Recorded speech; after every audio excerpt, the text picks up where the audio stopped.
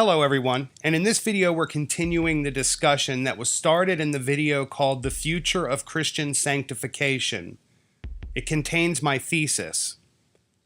In the first video we looked at 4 terms, and we talked about how spirituality can be graphed and analyzed in a scientific way to understand why believers choose the denomination and doctrines that they choose.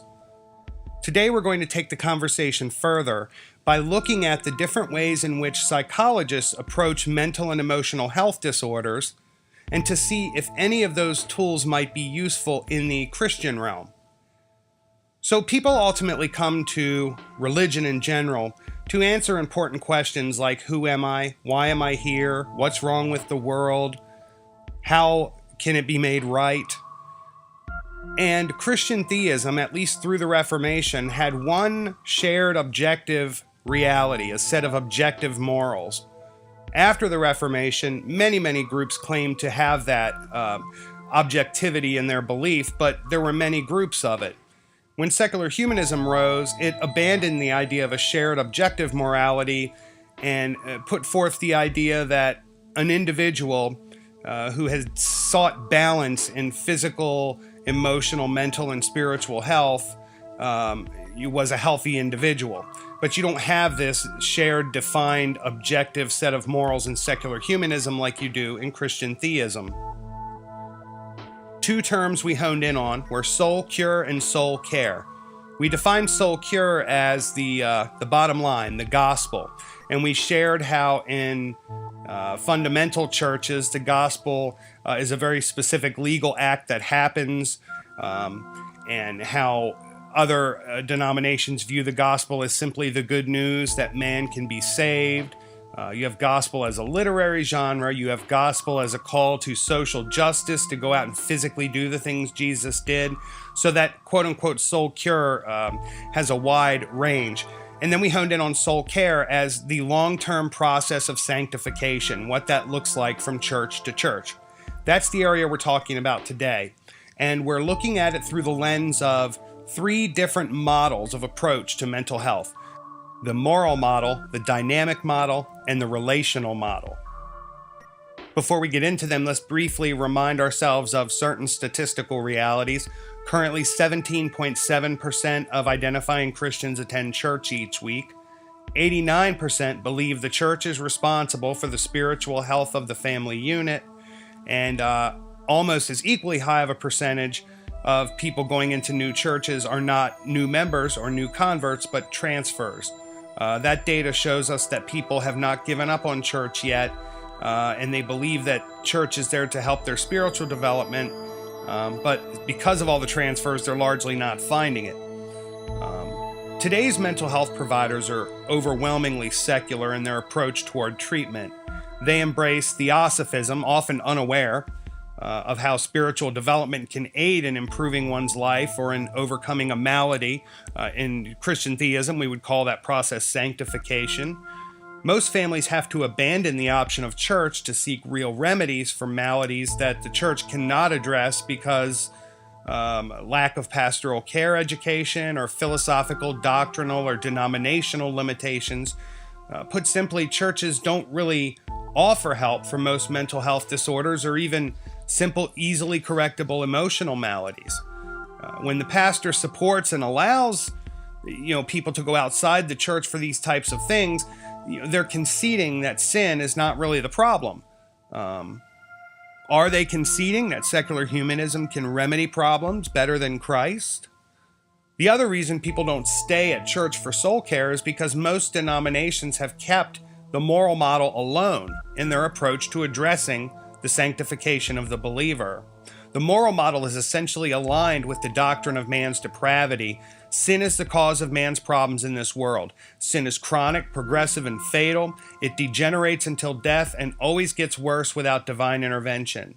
Man's willfulness prevents him from improving, and all attempts to explain or justify one's actions are simply excuses used to avoid personal accountability. This view of the moral model and man's depravity are not limited to Protestantism, however.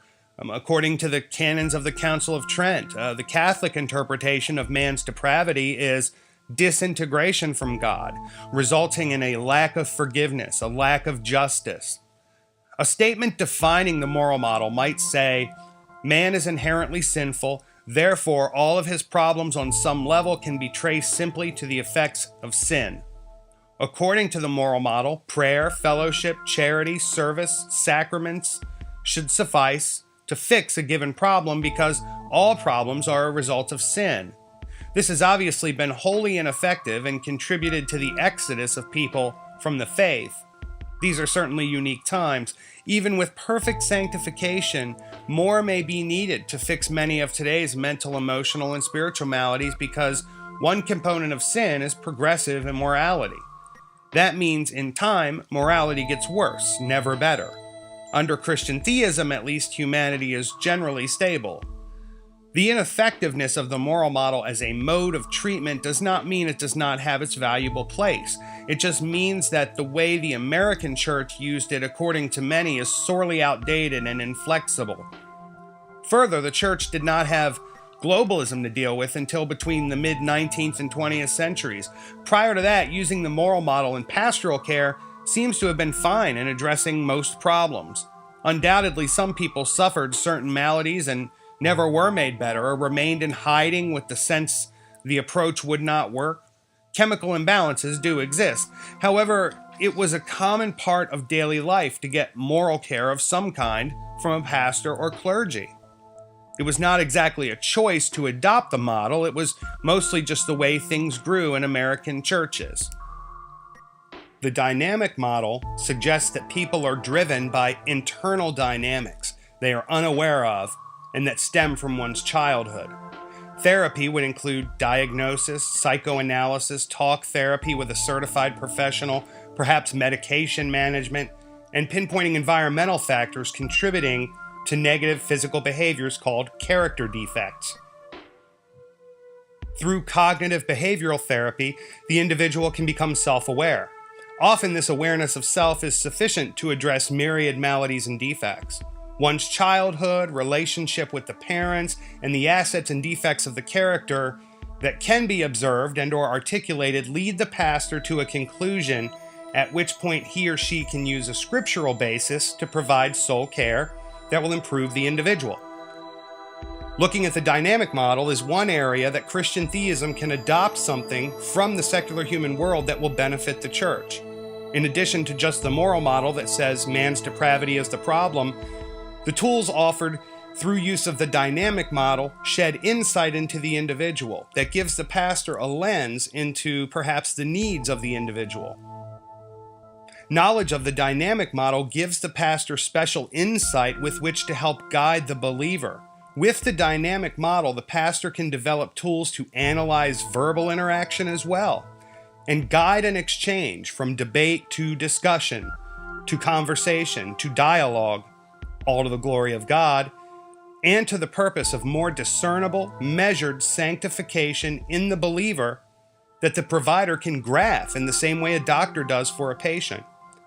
In other words, sanctification will no longer be hands-off, random, and on an ungraded trajectory. Where the pastor's role is different from the counselor is that Christians always want to route examples and strategies from Scripture, key figures in the faith, or church tradition. The third type of the three models is called the relational model, which analyzes an individual's relationships to understand largely what the dynamic model would find, yet with the presupposition that a person's health is defined by the quality of his or her relationships. Professor of psychology in Vancouver, Bruce Alexander, conducted a test where a rat was placed in a cage by itself with opiated water, opiates, heroin, and over time the rat was observed to continually drink the opiate until it died. In another cage, a rat was placed with other rats, toys, fresh water, and also opiated water. In this case, the rat hardly touched the drugged water. This showed observers that the quality of relationships could be directly correlated to other facets of human health, particularly addiction, which finds its highest numbers of recovery in spiritual development, more than in conventional medicine. In recent decades, the church saw the need that believers were asking of it, but failed to adopt working tools with which to address the needs of believers. Essentially, it was stuck with the moral model. In many ways, the church hung out their shingle to address the soul care of individuals with that moral model alone. Other churches simply hired secular trained psychologists who happened to also be Christians to provide soul care in a sort of consortium independent from the church itself, similar to the role of a contractor or vendor. Pioneers in this type of Christianity early on found the moral model alone wholly inadequate and incorporated the other models. A talented pastor of a non-denominational church that has this base awareness and approaches thinking about the human condition in this way often end up with large churches, mostly attributable to a particular pastor's ability to offer hope and health. The famous love verses from Corinthians in the Bible place hope second only to love. That should say something about its importance. Most often, these individual pastors are self-disciplined or possess some other attribute worth modeling that attracts people to the congregation. The moral model, when taken alone, binds people to a hopeless devotion that may never let them simply just feel better, even after Christian conversion in many cases. Now, many denominations are standing alone in empty churches, offering the moral model approach to soul care alone, especially evangelicals. Yet today, Americans face issues like addiction, depression, anxiety, and the stresses of complex family life in a decadent society that is bent on the destruction of the traditional family unit, an assault led by the largest institution in our lives. Not to even mention the divide over accepting homosexuality, transgender, gender confusion, and the growing fundamental Islamic presence on American soil. Secular humanism has all but rejected the moral model. Christian soul care providers, however, have failed to evaluate how they can incorporate the dynamic and relational models into soul care to accompany, not replace, the moral model, thus offering the ability to attract, successfully help families, and retain believers. People want tools that will work to help them make meaningful changes in their lives. Contrary to what many think, this is the job of the church today, according to what believers, by and large, think church should be. Modern American Christianity has much to learn from groups like Alcoholics Anonymous, who offer a soul cure regimen in the 12 steps of recovery, which are essentially defined progressive steps through sanctification. Now, in closing, these are very black and white examples, and as we all know, life occurs in the gray area. There are churches who have adopted the secular human view, ecumenism, and there are churches who have stuck rigidly to the moral model. There are secular humanists who believe that there is a God, so beliefs run the gambit. But what's essentially being said here is that the churches who rigidly hold to the moral model alone and don't have a process for bringing the Christian through sanctification is attributable to why the church is failing in our modern times. It is why Christians are leaving the church to seek emotional and mental health that can often, not all the time, be dealt with good spiritual soul care.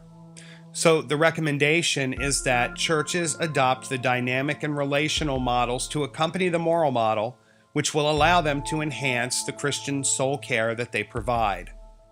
This, in addition to the tools talked about in the first video, The Future of Sanctification, will enhance what Christian Theism can offer and should help the church stabilize and grow in the modern world. Talk to you next time.